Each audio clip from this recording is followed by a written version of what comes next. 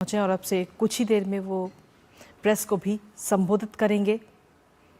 दरअसल आज बजट सत्र और इसके साथ ही 1 फरवरी को बजट पेश किया जाएगा। उससे पहले आज का दिन अपने आप में काफ़ी महत्वपूर्ण और काफ़ी खास है क्योंकि आज आर्थिक सर्वेक्षण पेश किया जाएगा।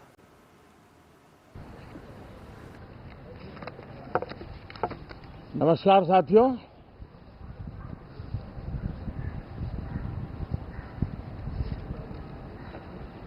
कल राष्ट्रपति जी का उद्बोधन 140 करोड़ देशवासियों के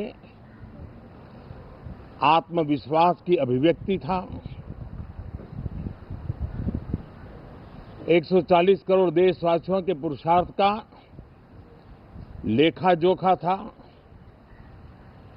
और 140 करोड़ देशवासी और उसमें भी ज्यादातर युवा उनके एस्पिरेशंस को रेखांकित करने का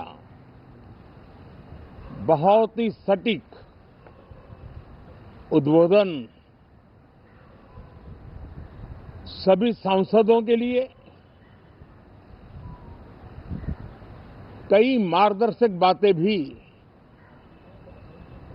कल आदरणीय राष्ट्रपति जी ने सदन में सबके सामने रखी है। सत्र के प्रारंभ में ही और 2026 के प्रारंभ में ही आदरणीय राष्ट्रपति जी ने सांसदों से जो अपेक्षाएं व्यक्त की हैं, उन्होंने बहुत ही सरल शब्दों में राष्ट्र के मुखिया के रूप में जो भावनाएं व्यक्त की हैं, मुझे पूरा विश्वास है कि सभी माननीय सांसदों ने उसको गंभीरता से लिया ही होगा और ये सत्र अपने आप में बहुत ही महत्वपूर्ण सत्र होता है। ये बजट सत्र है। 21वीं सदी का 1/4 हिस्सा बीत चुका है। ये दूसरे चौथाई का प्रारंभ हो रहा है और 2047 विकसित भारत के लक्ष्य को प्राप्त करने के लिए ये महत्वपूर्ण 25 वर्ष का दौर आरंभ हो रहा है और ये दूसरे क्वार्टर का, इस शताब्दी की दूसरे क्वार्टर का ये पहला बजट आ रहा है और वित्त मंत्री निर्मला जी देश की पहली वित्त मंत्री ऐसी है, महिला वित्त मंत्री ऐसी है जो लगातार 9वीं बार देश के संसद में बजट प्रस्तुत करने जा रही है। ये अपने आप में एक गौरव पल के रूप में भारत के संसदीय इतिहास में रजिस्टर हो रहा है। साथियों, ये विश्व वर्ष का प्रारंभ बहुत ही पॉजिटिव नोट के साथ शुरू हुआ है। आत्मविश्वास भरा हिंदुस्तान आज विश्व के लिए आशा की किरण भी बना है, आकर्षण का केंद्र भी बना है। इस क्वार्टर के प्रारंभ में ही भारत और यूरोपियन यूनियन का फ्री ट्रेड एग्रीमेंट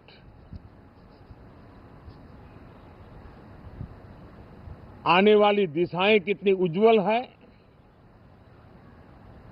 भारत के युवाओं का भविष्य कितना उज्जवल है, उसकी एक झलक है। ये free trade for ambitious Bharat है। ये free trade for aspirational youth है। ये फ्री ट्रेड फॉर आत्मनिर्भर भारत है।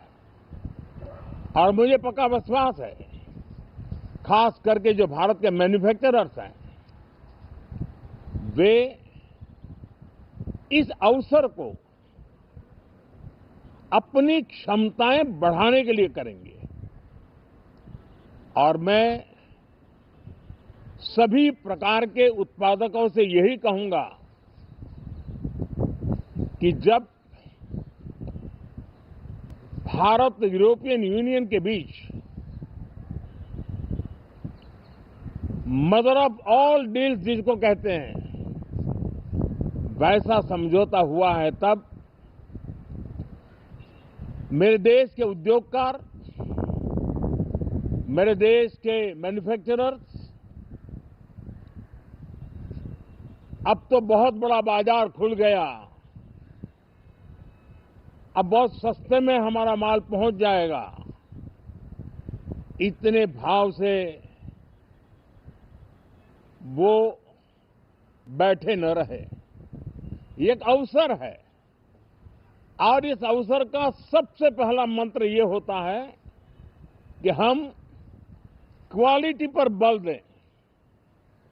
हम अब जब बाजार खुल गया है तो उत्तम से उत्तम क्वालिटी लेकर के बाजार में जाएं।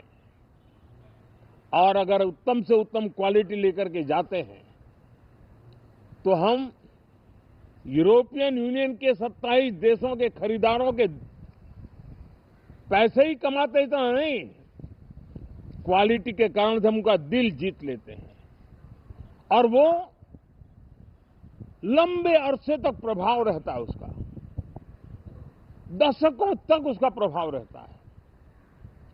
कंपनियों का ब्रांड देश के ब्रांड के साथ नए गौरव को प्रस्थापित कर देता है। और इसलिए 27 देशों के साथ हुआ ये समझौता हमारे देश के मछुआरे, हमारे देश के किसान, हमारे देश के युवान, सर्विस सेक्टर में जो लोग विश्व में अलग अलग जगह पे जाने के उत्सुक हैं, उनके लिए बहुत बड़े अवसर लेकर के आ रहा है। और मुझे पक्का विश्वास है, एक प्रकार से कॉन्फिडेंट, कॉम्पिटिटिव और प्रोडक्टिव भारत की दिशा में ये बहुत बड़ा कदम है। साथियों, देश का ध्यान बजट की तरफ होना बहुत स्वाभाविक है, लेकिन इस सरकार की ये पहचान रही है रिफॉर्म, परफॉर्म एंड ट्रांसफॉर्म। और अब तो हम रिफॉर्म एक्सप्रेस पर चल पड़े हैं, बहुत तेजी से चल पड़े हैं। और मैं संसद के भी सभी साथियों का आभार व्यक्त करता हूं कि इस रिफॉर्म एक्सप्रेस को गति देने में वे भी अपनी सकारात्मक शक्ति को लगा रहे हैं और उसके कारण रिफॉर्म एक्सप्रेस को भी लगातार गति मिल रही है। देश लॉन्ग टर्म पेंडिंग प्रॉब्लम्स अब उससे निकल करके लॉन्ग टर्म सॉल्यूशंस के मार्ग पर मजबूती के साथ कदम रख रहा है। और जब लॉन्ग टर्म सॉल्यूशंस होते हैं तब